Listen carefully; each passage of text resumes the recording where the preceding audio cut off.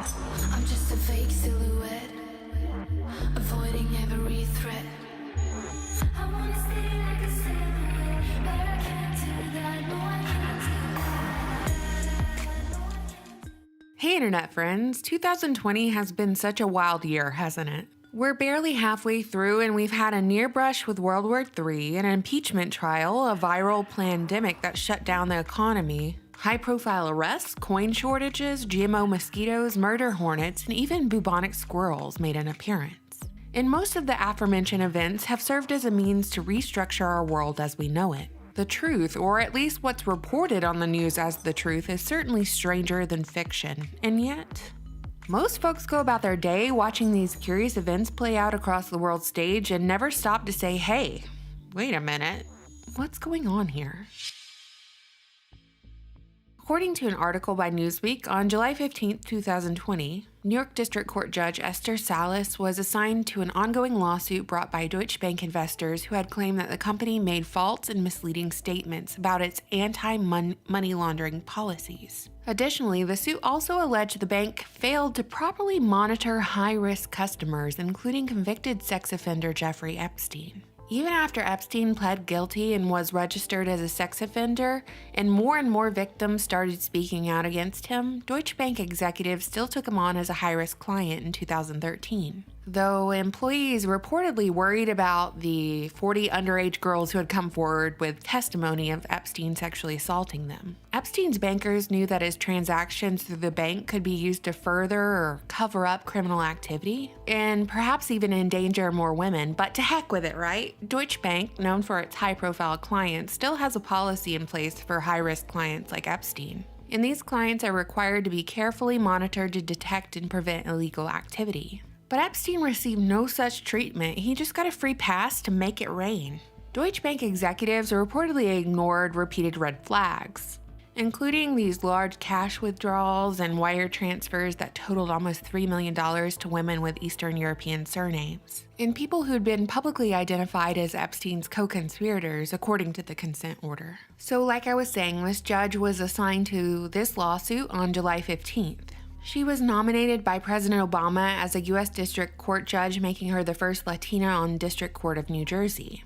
4 days after the Deutsche Bank case was assigned to her, on Sunday night around 5 p.m., a man posing as a FedEx employee rang the doorbell of their home. Daniel, Esther's 20-year-old son, opened the door and was shot and killed by this guy posing as a FedEx employee. And Esther's husband, Mark, a prominent criminal defense attorney, was badly wounded in the attack. Esther was left unharmed. After reports of the shooting surfaced when the shooter was still at large, the FBI announced it would be investigating the incident. I'm recording this on Monday, July 20th at 1 p.m. Eastern Time, and about 10 minutes ago, reports surfaced that the suspect accused of shooting the husband and son had died of a self-inflicted gunshot wound. And while the FBI is exploring connections between the judge and other cases she's recently tried, as well as any connections or enemies her husband might have made in his own profession, given that there's talk he resided over gang-related cases, authorities so far have refused to confirm that Epstein's links to Deutsche Bank could be a possible motive for the shooter. But seeing how this year is going, the FBI is probably going to say that the judge's son died from coronavirus.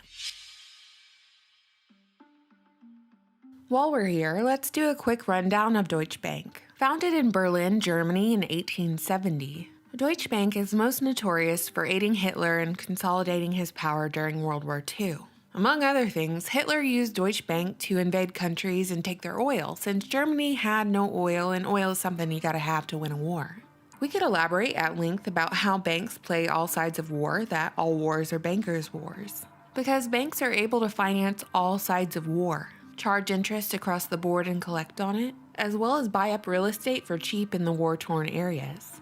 After World War II, Allied forces ordered Deutsche Bank to be broken up into 10 regional banks. But over the years, they were consolidated once again. Bain & Company, one of the big 3 American management and consulting firms, took Deutsche Bank on as a client, with our current sitting senator and former presidential nominee Mitt Romney overseeing management, high-profile clients, and all affairs Deutsche Bank became involved in henceforth, given that he was the CEO of Bain & Company during this time. In 2001, the Deutsche Bank building in Manhattan was damaged in the attacks of September 11th.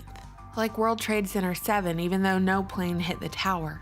And demolition of the Deutsche Bank contaminated tower continued for nearly a decade, as it was said to house toxic waste and body parts for many years after the attacks. The tower held all bonds and debts and contracts of clients, and after 9/11, the records of these debts and transactions were totally gone. I've been bringing up Mitt Romney lately in these videos because he's at the nexus of a lot of these events we're seeing play out this year, with his ties to Bain Company. Just like Microsoft, just like Monsanto, just like the Gates Foundation, just like Halliburton, Deutsche Bank is a Bain Company client. Israeli Prime Minister Benjamin Netanyahu and Mitt Romney both started their careers at the Boston Consulting Group and took Boston Consulting Group clients like Monsanto over to Bain Company. Netanyahu went to Israel, and their clients are now what make up the modern military-industrial complex. Of course, you've got to factor in the Bushes and the Carlyle Group into the mix too.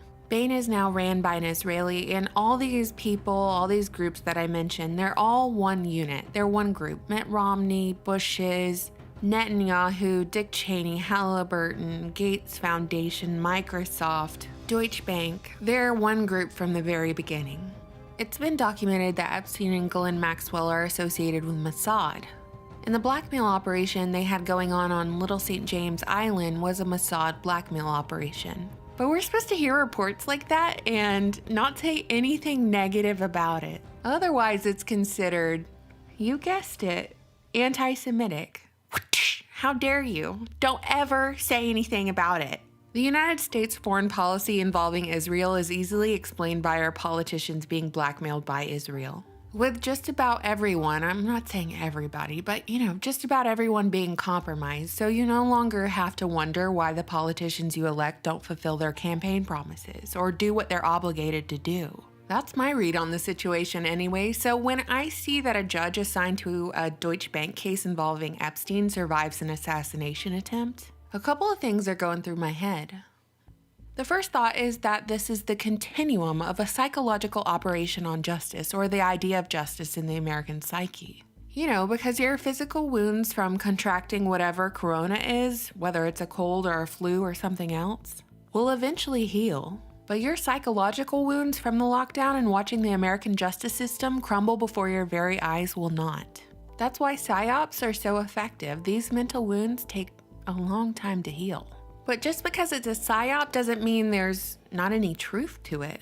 This could be a case of a small group like the people involved in the Epstein operation desperately clinging on for dear life, reacting to the fact that someone is going after them. By boldly going after a judge and her family, it serves a purpose of intimidation, especially for whatever judge eventually presides over the case in the future. Since Esther's family was attacked, I would assume, and I could be wrong, that her grief will be too much to bear, and she'll pull away from this case. So future judges might see this example and think, oh, if I don't play along, the same thing will happen to me and my family. But a move like this also showcases lawlessness, a system that is swinging so far away from law and order and towards chaos. We're seeing this not only with the Epstein case, but across American cities as protests continue. Buildings are burned to the ground, jails are emptied, only to be filled with political prisoners and those who oppose this new normal, or the new abnormal. So, internet friends, what's your takeaway from this incident? This was a quick video today, but I'll be back later this week with a new video, so until then, thank you all so much for watching, subscribing, and supporting my channel on Patreon. Bye!